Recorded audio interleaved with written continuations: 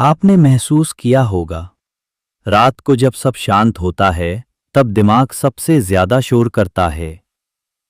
पुरानी बातें, भविष्य की चिंता, लोगों की राय, अपने फैसलों पर शक, और आप उसी सोच के चक्कर में फंसते चले जाते हैं। समस्या यह नहीं है कि आप सोचते हैं, समस्या यह है कि आप रुकते नहीं। ओवरथिंकिंग एक ऐसी आदत है जो धीरे धीरे बनती है। पहले आप किसी एक फैसले को लेकर ज्यादा सोचते हैं, फिर हर फैसले को लेकर, फिर छोटी छोटी बातों पर भी दिमाग 100 सवाल खड़े करने लगता है। अगर ऐसा हुआ तो, अगर मैं गलत निकला तो लोग क्या कहेंगे, और यहीं से आत्मविश्वास गिरने लगता है। सच यह है, दिमाग हमेशा सुरक्षा चाहता है, वो जोखिम से डरता है, इसलिए वो आपको रोकने के लिए संभावित खतरों की लिस्ट बनाता रहता है। लेकिन याद रखिए, जिंदगी सुरक्षित खेलने वालों को नहीं, जोखिम उठाने वालों को इनाम देती है। ज्यादा सोचने वाला इंसान अक्सर शुरुआत नहीं कर पाता। वो परफेक्ट समय का इंतजार करता है, परफेक्ट योजना बनाता है, परफेक्ट परिस्थिति चाहता है, और इसी परफेक्ट के चक्कर में जीवन निकल जाता है। समझिए, परफेक्ट कुछ नहीं होता। जो लोग आगे बढ़ते हैं वो गलतियों के साथ बढ़ते हैं। आपका दिमाग आपको कहेगा, अभी मत करो, तैयारी पूरी नहीं है। लेकिन सच्चाई यह है, तैयारी कभी पूरी नहीं होती। ओवरथिंकिंग की सबसे बड़ी सच्चाई यह है कि यह आपको थका देता है। बिना कुछ किए ही आप मानसिक रूप से थक जाते हैं। आपने कोई पहाड़ नहीं चढ़ा, लेकिन दिमाग ने आपको 100 काल्पनिक पहाड़ दिखा दिए, और यही थकान आपकी ऊर्जा छीन लेती है।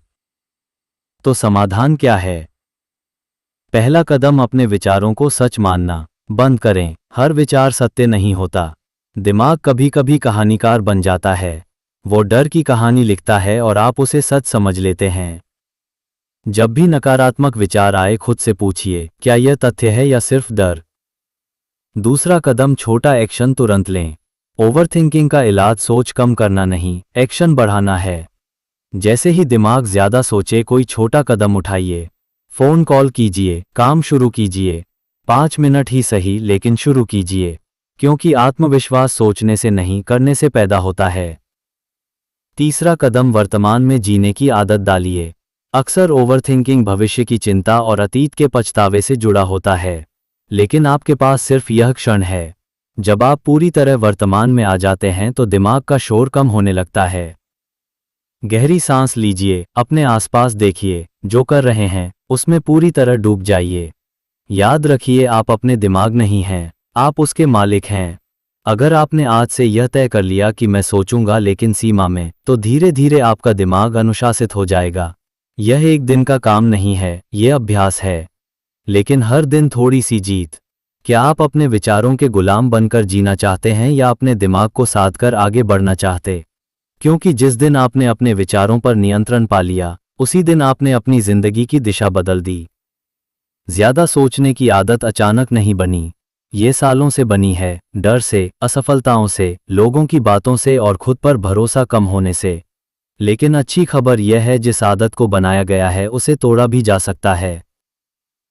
सबसे पहले एक सच्चाई समझो, ओवरथिंकिंग समस्या नहीं है, अनकंट्रोल दिमाग समस्या है।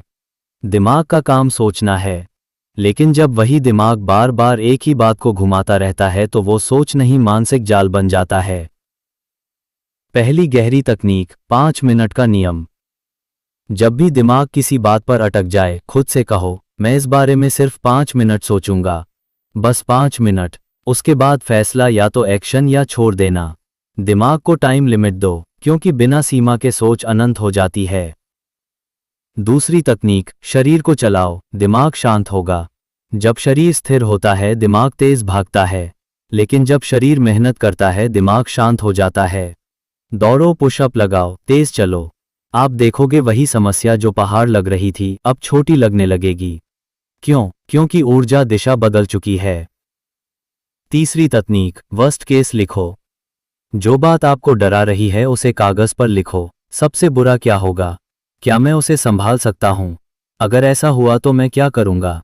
90% मामलों में आप पाएंगे, जिस चीज से डर रहे थे वो उतनी खतरनाक थी ही नहीं। दिमाग अंधेरे में चीजों को बड़ा बना देता है, रोशनी में वो सामान्य दिखती है। चौथी और सबसे शक्तिशाली बात, अपने आप को व्यस्त नहीं, उद्देश्यपूर्ण बनाओ। खाली दिमाग ओवरथिंकिंग की फैक्ट्री है। जिस इंसान के पास बड़ा लक्ष्य होता है वो छोटी छोटी बातों में नहीं उलझता। जब जीवन में दिशा होती है तो दिमाग खुद ब खुद फालतू सोच को छोड़ देता है। आज खुद से पूछो, क्या मैं लक्ष्य के लिए जी रहा हूं या लोगों की राय के लिए? अंतिम सच, ज्यादा सोच